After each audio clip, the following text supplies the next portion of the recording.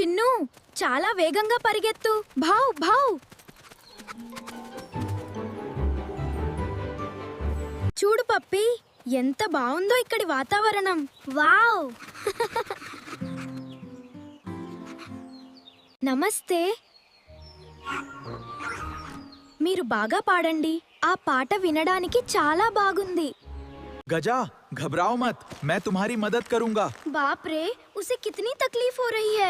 थोड़ा रुको, मैं इसे हटा दूंगा। ఇప్పుడు నీకు బాగా తెలుసు, నేను నిన్ను చాలా బాగా సంరక్షణ చేస్తాను. నమస్తే గజా.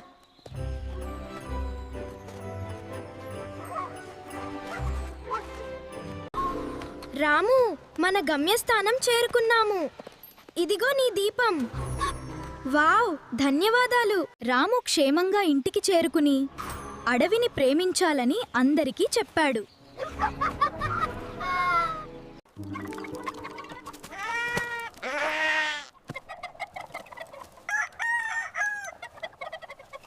అయ్యో, కోడి కూస్తోంది.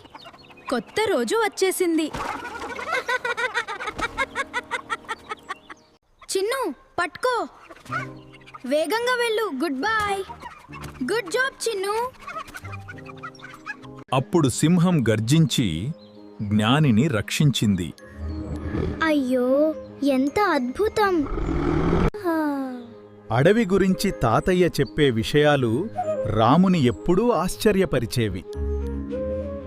రాము, ఆ అడవి సామాన్యమైనది కాదు.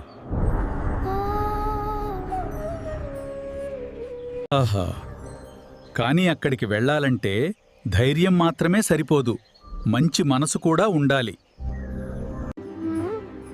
ఆ అడవిలో ఒక మాయా సీతాకోకచిలుక ఉంటుందని అది కనిపిస్తే నిజమా? అద్భుతమైన ప్రకాశం ఆ ప్రాంతమంతటినీ కప్పివేయగా పులి, మొక్క, గుడ్లగూబ ప్రకాశవంతంగా మెరుస్తూ ఉన్నాయి. నిజంగా అద్భుతం.